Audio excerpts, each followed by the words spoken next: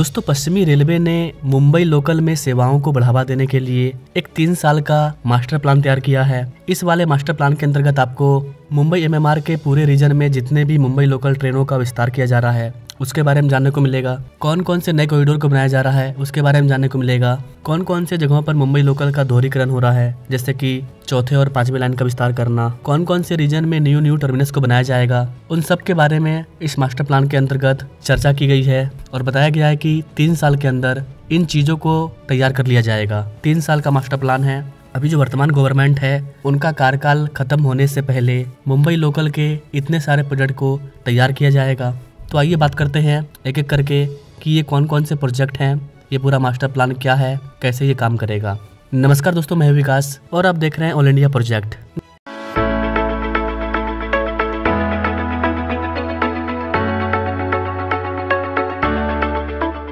Guys, सेवाओं को बढ़ावा देने के लिए 3 साल का खाका पेश किया गया है। नए समर्पित गलियारों के माध्यम से लोकल ट्रेनों को एक्सप्रेस सेवाओं से अलग करने का वादा किया गया है। मतलब ये कि मुंबई में आपको 2 तरह की ट्रेन देखने को मिलेगी। एक तो वो जो कि मुंबई लोकल है। लोकल का मतलब ये कि जो कि मुंबई के आसपास के 2-4 जिलों को कवर करती है और पूरे एमएमआर को कनेक्टिविटी प्रदान करती है। लेकिन कुछ ट्रेनें ऐसी भी है जो कि एक्सप्रेस है, लंबी दूरी को तय करती है, जैसे कि मुंबई से नागपुर जाना, मुंबई से बेंगलुरु जाना, मुंबई से बिहार जाना, मुंबई से दिल्ली जाना। तो ये जो लंबी दूरी की ट्रेन है, इन ट्रेनों को और मुंबई लोकल को अलग किया जाएगा ताकि मुंबई लोकल को और अच्छे तरीके से संचालन किया जा सके और ट्रैफिक जाम को कम किया जा सके।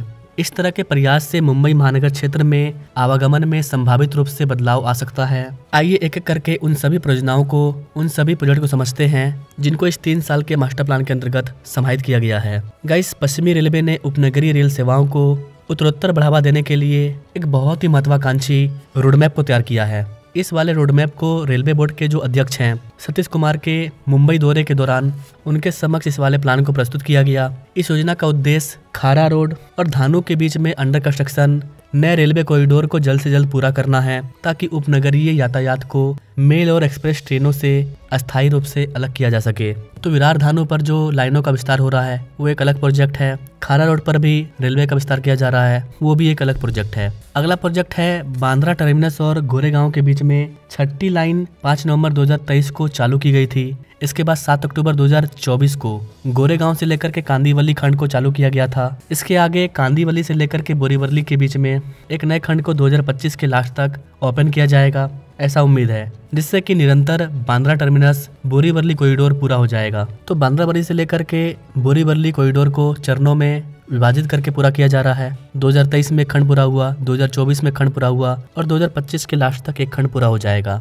अगर आप इसके बारे में डिटेल में जानना चाहते हैं तो आप हमें कमेंट कीजिएगा, इस पर मैं अलग से वीडियो ला दूंगा। बांद्रा टर्मिनस का काम यहीं पर नहीं रुकेगा, इसका काम और आगे बढ़ेगा। इसका जो फेज 2 होगा, इसके अंतर्गत बांद्रा और मुंबई सेंट्रल के बीच 2 नई लाइनों को जोड़ने की लंबे समय से जो लंबित प्रोजेक्ट है इसको पुनर्जीवित किया जाएगा, जिसको कि 2 साल के भीतर पूरा करने का टारगेट सेट किया जाएगा। तो ये भी एक अलग प्रोजेक्ट है जिसको कि इस 3 साल के मास्टर प्लान के अंतर्गत सूचित किया गया है। अगला प्रोजेक्ट है आपका बोरीवली और विरार के बीच में 5वीं और 6ठी लाइन की योजनाओं को बनाया गया है। ये बहुत ही अपकमिंग नया कॉरिडोर है, इसके लिए अभी मंजूरी नहीं मिली है, लेकिन टारगेट सेट किया गया है कि दिसंबर 2027 तक अर्थात 3 साल के भीतर इसको पूरा किया जाएगा, जिससे और अधिक उपनगरीय ट्रेनें चल सकेगी। अगर आप मुंबई लोकल की बोरीवली और विरार के बीच में जो 5वीं और 6ठी लाइन का विस्तार किया जा रहा है इसके बारे में डिटेल में जानना चाहते हैं तो आप हमें कमेंट कर सकते हैं, इस पर मैं अलग से एक डिटेल वीडियो ला दूंगा। यहाँ पर इस वाले प्रोजेक्ट के थोड़े से लेटेस्ट अपडेट पर बात करते हैं। रिपोर्ट के अकॉर्डिंग जून 2025 तक 15% काम इसका पूरा हो चुका था। इस वाले प्रोजेक्ट को 2184 करोड़ रुपए की लागत से बनाया जा रहा है। भूमि अधिग्रहण का मुद्दा मेन मुद्दा है। अगर भूमि अधिग्रहण हो जाता है तो फिर काम में डिले नहीं होगा, लेकिन भूमि अधिग्रहण नहीं होता है तो फिर दिक्कत आती है। एक बार पूरा हो जाने पर इस परियोजना से उपनगरीय और लंबी दूरी की ट्रेनों को अलग करके और अधिक सुचारू एवं कुशल संचालन सुनिश्चित करके उपनगरीय रेल नेटवर्क की क्षमता और उसकी विश्वसनीयता में उल्लेखनीय वृद्धि होने की उम्मीद है। वर्तमान में बोरीवली और विरार के बीच 4 मेट्रो ट्रैक ऑलरेडी अवेलेबल है, 2 धीमी गति वाली लोकल ट्रेनों के लिए और 2 तेज गति वाली लोकल सेवाओं और लंबी दूरी की ट्रेनों के लिए संचालित है। नई परियोजना तेज गति वाली लोकल ट्रेनों के लिए एक समर्पित कॉरिडोर प्रदान करेगी, जिससे सेवाओं की संख्या में वृद्धि होगी। मतलब जिन लोगों को MMR के अलग अलग रीजन में जाना है लेकिन उनको डायरेक्ट जाना है तो उनको एक स्पेशल डायरेक्ट ट्रेन मिलेगा, और जो मुंबई लोकल है जो कि अलग अलग स्टेशन में रुक करके चलेगी उनके लिए अलग कॉरिडोर होगा। और जब इस तरह से कॉरिडोर अलग होगा ना तो फिर ट्रैफिक जाम की समस्या नहीं आएगी। एट प्रेजेंट टाइम MRVC के अधिकारी ने बताया कि एक व्यापक ड्रोन सर्वेक्षण के बाद ट्रैक के संरेखन को अंतिम रूप दे दिया गया है, अर्थात इसके DPR को स्वीकृति मिल गई है। और यहाँ पर कितने ब्रिजों को बनाया जाएगा, कितने छोटे बड़े ब्रिज होंगे, इन सब के संरेखन का टेंडर भी दिया जा रहा है। अधिकारी ने बताया कि आवश्यक टोटल 1.81 हेक्टेयर निजी भूमि में से 1.51 हेक्टेयर के लिए अवार्ड को जारी किया जा चुका है, जबकि 0.5 हेक्टेयर भूमि पर जमीन का कब्जा मिल चुका है। मेन चीज है भूमि मिल जाएगा तो फिर प्रोजेक्ट में डिले नहीं होगा। अभी इस वाले प्रोजेक्ट में 13.62 हेक्टेयर की जो नमक वाली भूमि है उस पर अधिग्रहण का काम चल रहा है। अधिकारी के अकॉर्डिंग दहिसर, मीरा रोड, भयांदर, नायगांव और वसई रोड सहित कई स्टेशनों पर संरचनाओं का स्थानांतरण कार्य प्रगति पर है। दहिसर में 3 FOB को बनाया जा रहा है, नायगांव में 3 FOB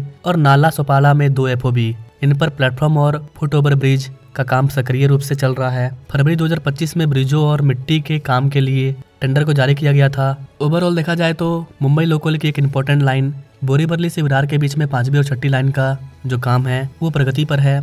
इसको लेकर के और कोई बड़ी अपडेट आती है तो उस पर मैं अपडेटेड वीडियो ला दूंगा अकॉर्डिंग टू योर कमेंट। तो ये वाला प्रोजेक्ट भी इस 3 साल के मास्टर प्लान के अंतर्गत सूचित है।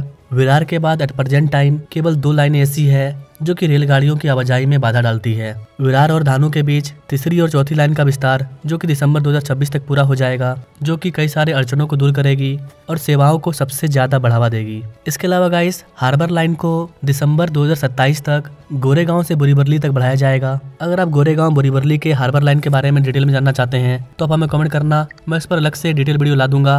हालांकि यहाँ पर हम लोग इसके लेटेस्ट अपडेट पर बात कर लेते हैं। पश्चिमी रेलवे 826 करोड़ रुपए की लागत से 2 चरणों में हार्बर लाइन को गोरेगांव से बोरीवली तक 7 किलोमीटर तक विस्तारित करने की योजना बना रही है। योजना काफी पहले की थी। गोरेगांव से मलाड तक 2 किलोमीटर का मार्ग 2026-27 के बीच में ओपन हो जाएगा। उसके बाद इसका जो फेज 2 है मलाड से लेकर के बोरीवली तक 5 किलोमीटर का विस्तार 2027 से लेकर के 28 के बीच में ओपन हो जाएगा। यहाँ पर गाइस आपको बता दें कि हार्बर लाइन मुंबई उपनगरीय रेलवे की एक शाखा है जिसका संचालन मध्य रेलवे द्वारा किया जाता है। छत्रपति शिवाजी महाराज टर्मिनस इसको पनवेल और गोरेगांव से जोड़ती है और 35 स्टेशन पर अपनी सेवाएं प्रदान करती है।